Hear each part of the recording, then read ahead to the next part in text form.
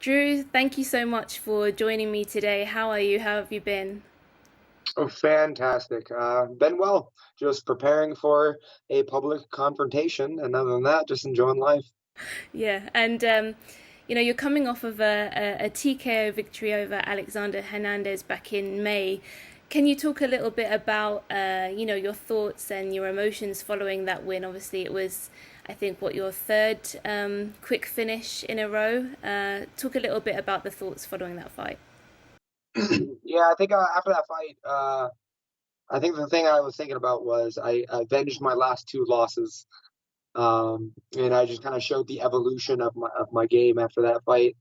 I lost to Oliver Mercier and Beneil Dariush, and both those guys lost to Alexander Hernandez.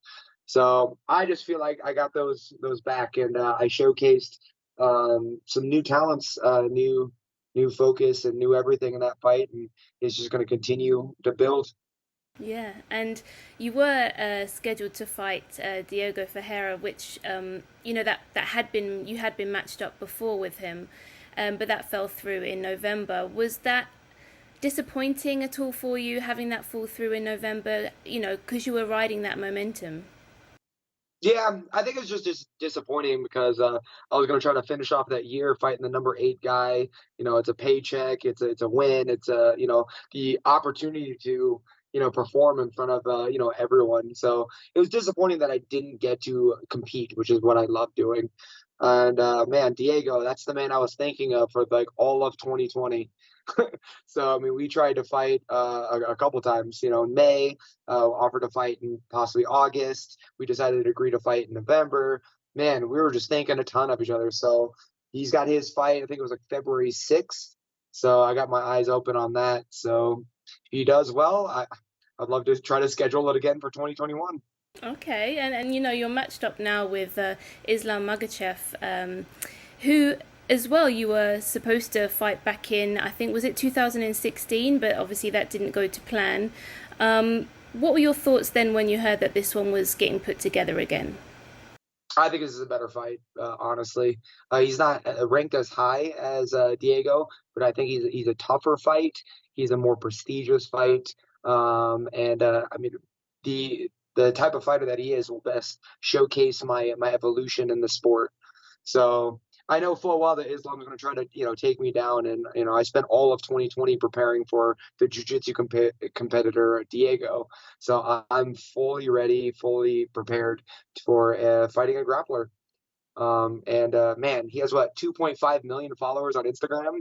So I'd love to adopt some of those Russian fans. Yeah, definitely. And he's obviously well known for being Khabib's teammate or protege. Does that make this matchup any more interesting or appealing for you? Yeah, I feel like this is like a diet version of Khabib. I've been staring at Khabib as a champion, and like, how does one beat him? So I feel like beating Islam is just showcasing the fact that I can compete with the best in the world. And Khabib seeing Islam could possibly be the next Russian champion. So I get a championship fight earlier in my career and helping me prepare for fighting top 10, top 5, and likes of the champions.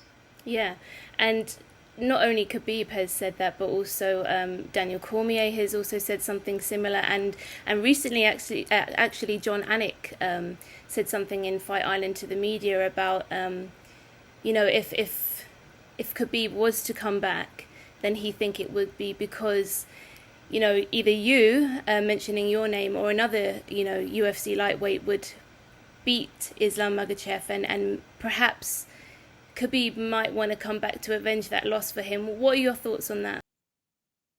Uh, that won't be me, to be honest. If I'm speaking honestly, when I beat Islam, I'm not going to jump 5 spots or whatever to fight the former champion.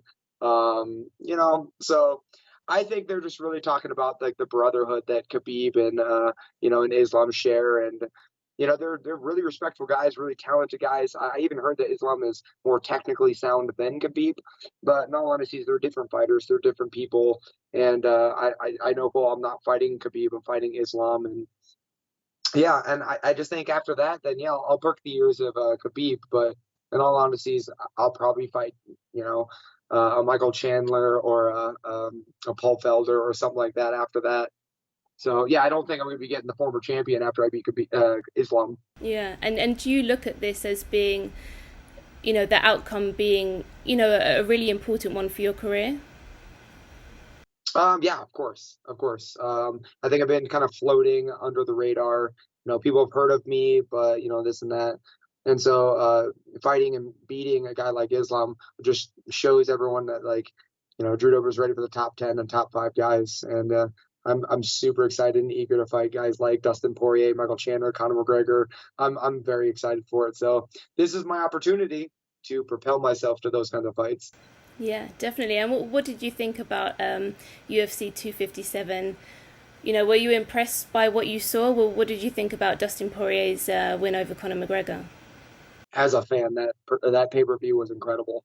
Uh, my predictions were horribly wrong. I don't know if you witnessed my predictions on that card, and I was completely off. But Michael Chandler looked incredible, like very in his debut, very awesome. And then Dustin Poirier just just showcasing what he does the best, which is just that gritty, dirty win. And man, I was super impressed, super impressed. And yeah, it just goes to show that you don't have to have a seamless fight career. Between Michael Chandler and Dustin Poirier, I mean, they've had some hard times, and they came back from that to become champions. So it's motivating for me because I'm not undefeated. Yeah, and how do you see the lightweight division playing out at the top there? What do you think should happen with the lightweight title?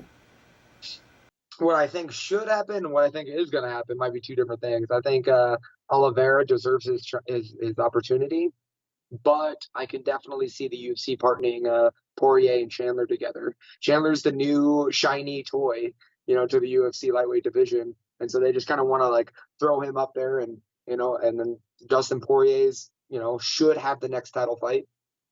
So I think that's going to happen, and who knows, maybe Justin Gaethje versus Oliveira. See who else about there, and there's so many. We'll see the winner between Beneil and Diego because that's going to change things. And then yeah, there's a small group of guys in our division that have been slightly inactive, and I would love to see those guys get something scheduled. Yeah, and obviously with Khabib, obviously not looking likely to come back out of retirement, who do you see becoming the new lightweight champion in 2021? I think Dustin Poirier. I think Dustin's gonna get the first opportunity, and I think he's gonna win his next fight. And what he does after that, I have no idea. But yeah, I'd put my money on Dustin Poirier getting that title, which is well deserved. I mean, he deserves it. Yeah, definitely 100%. And Islam is ranked, I think, number 14 in the lightweight division. And like we said, obviously, he's closely connected with Khabib. But what do you think about this fight in terms of the style matchup? It's not a good matchup for me, style wise. He's a good wrestler, probably one of the better wrestlers. He has a good submission game, and he's very conservative. Like he fights to a decision win, and I've showed that the ground game isn't my best attribute. So, um, but I'm coming in with brand new tools, brand new toys, brand new skills that I would love to showcase. So I took this fight with Islam to prove to myself and everyone else that I'm no longer the Drew Dober that you've watched in the past. I'm better. And so how I see this fight, it's like on paper, Islam's the grappler. I'm the striker. I'm going to try to make the fight exciting. He's going to try to make it dull and fight me to a decision.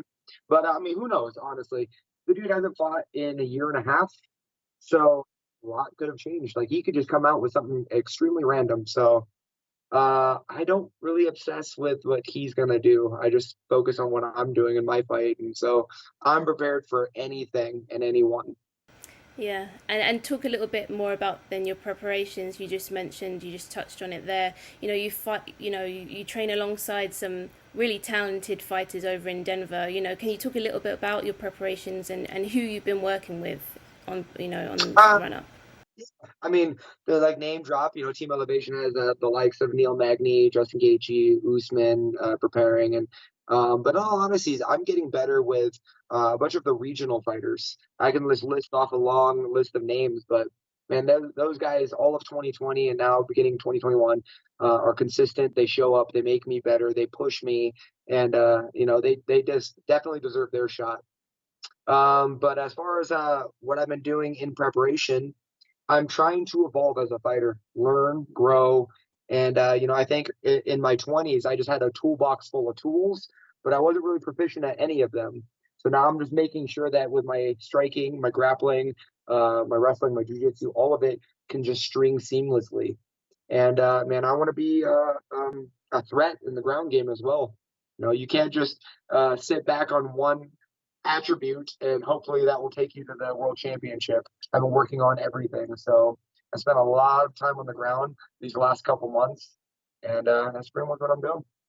Yeah, and your last three have gone, you've been quick finishes. So are you perhaps eager to show a little bit more of your game? Are you eager to kind of maybe go the distance with Islam, just to show a little bit more of what you have? Um, I'm ready for whenever Islam wants to end the fight. If he wants it to be a first round knockout or a third round decision or whatever. But I mean, I'm not afraid of wrestling. I'm not afraid of grappling. I'm not going to just avoid it. I'm going to go in there. I'm going to push it. And then it's really up to Islam when he wants to make his first mistake because I will capitalize on it. Yeah, and in your mind, how do you see it going down? In my mind, I'm always visualizing a first round knockout. My body loves me to to get out of the cage in a first rounder. But no, I visualize me defending the takedowns, getting up if he does get the takedowns, and then finding his chin. I could tell that Islam does not want to be uncomfortable in this fight, and it's my job to make him uncomfortable. So I will find his chin. Now it could be the second round or the third round. And obviously, if you're successful with a win over Islam Makhachev, you'll be riding a four-fight win streak. So, what do you think what do you think 2021 has in store for you? What are your goals and aspirations for this year? Opportunities, opportunities. That's all I care about. I got in this sport to test myself with the best people in the world.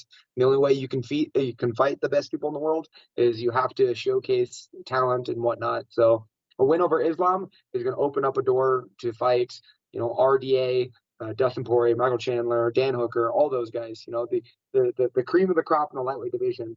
So I don't have any set plan on fighting anybody. I just want to fight everybody, and I want to have fantastic fights. And so after this fight, I want to get a main event for the summer, and whoever wants to take that opportunity, we'll go. All right. Well, we look forward to seeing you back in action. Thank you so much for taking the time to talk to me today. Thank you so much.